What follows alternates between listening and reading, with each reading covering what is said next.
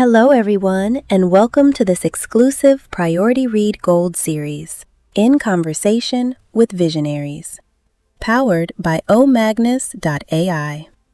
Before we begin, sit with a simple truth. You unlock your phone without thinking. You send money in seconds. You store work, photos, and private pieces of your life inside systems you will never see. And somewhere, quietly, someone is trying to break in for access, for money, for control. That is cybersecurity, not a movie, not a buzzword. It is the work of keeping ordinary life from falling apart when the digital layer fails. Most of us learn that too late, when a company freezes, an identity is stolen, and trust disappears overnight. But some people chose this field long before the crisis, when cybersecurity was still called support, when few saw that digital defense would become real power. Today's exclusive gold cover belongs to one of them. Our special guest, Mr. Sean Cooper, who has spent multiple decades navigating the most complex terrain of the digital world, specifically in cybersecurity. Sean has recently led a global public sector sales team specializing in national security agencies with over 36 years, career spanning diverse industries including financial services, hardware, software, telecommunication, data services, infrastructure services, and cybersecurity. Sean possesses exceptional sales acumen. His leadership, coupled with curiosity and the butterfly effect mindset, positions him as a pivotal figure in cybersecurity industry and beyond. He has been married for 28 years and has 2 adult children. From early network vulnerabilities to AI-driven threats, from primitive malware to nation-state warfare, Mr. Sean is someone who has seen the field transform from reactive defense to strategic global power. Someone who has lived this industry's shift from reaction to strategy, from afterthought to necessity. This conversation is not only about firewalls and frameworks. It is about judgment under pressure, resilience when the stakes are real, and how we protect trust in a world where every system can be tested. Because cybersecurity is still a human story, someone has to care enough to defend what others take for granted. So let's begin. Every expert has an origin story, a moment that clicks not just in the mind, but in the gut. Not only curiosity, conviction. Sean, would you say a few words about yourself and what first pulled you into this world of cyber defense?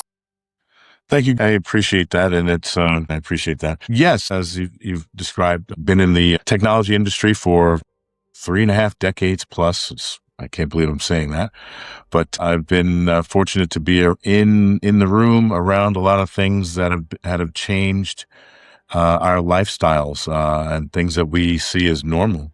I was on the ground for several of them that were groundbreaking at the beginning. Had the fortunate ability to be around those things. As you said, I'm married with children, adult children.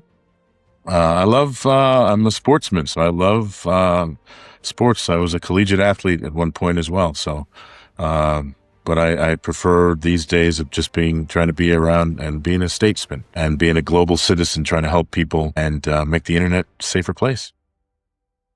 That's powerful, Sean.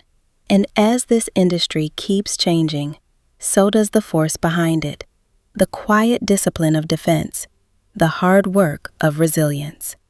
So let me ask you this. What was the one moment, the one problem that made you fall in love with cybersecurity?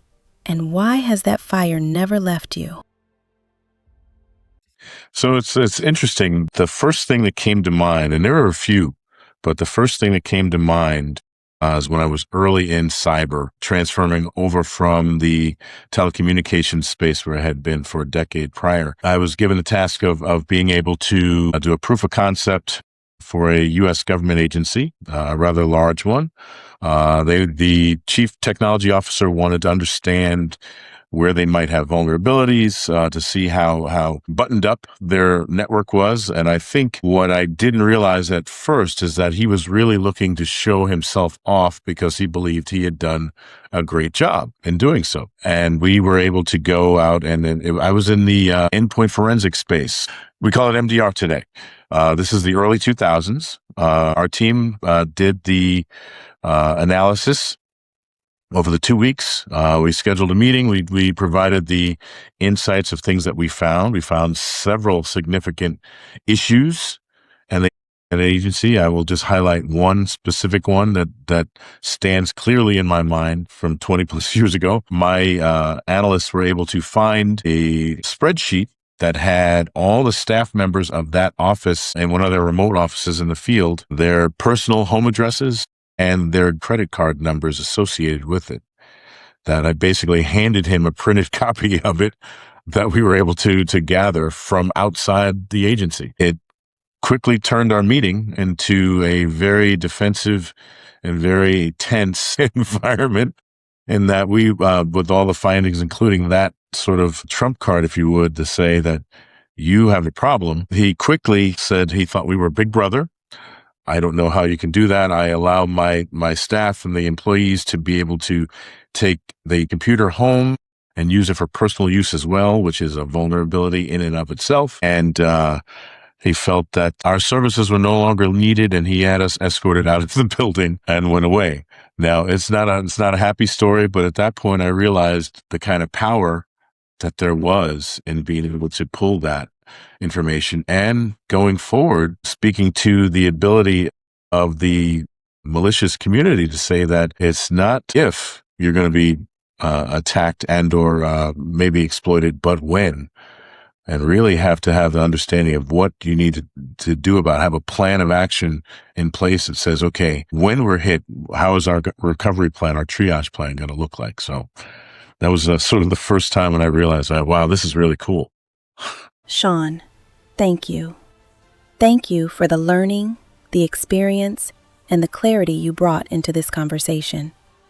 In cybersecurity, talk is easy. Judgment under pressure is rare. Today, you gave us both.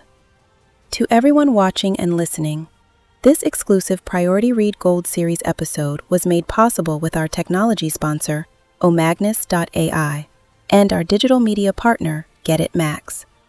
What we build on Priority Read is not noise. It is a space where trust meets technology, where responsibility meets innovation, where leaders don't just warn about the future, they help defend it. If this conversation made you think differently about security, trust, or the systems behind everyday life, don't let it stop here. Subscribe to the Priority Read YouTube channel. Follow us on Instagram, Facebook, and LinkedIn. And visit priorityread.io for more conversations that go deeper than the headline. The next episode in this Gold Series is coming. Stay with us, because the digital future will not be secured by spectators. It will be secured by people willing to understand it and protect it. Until next time, stay sharp, stay responsible, and stay curious.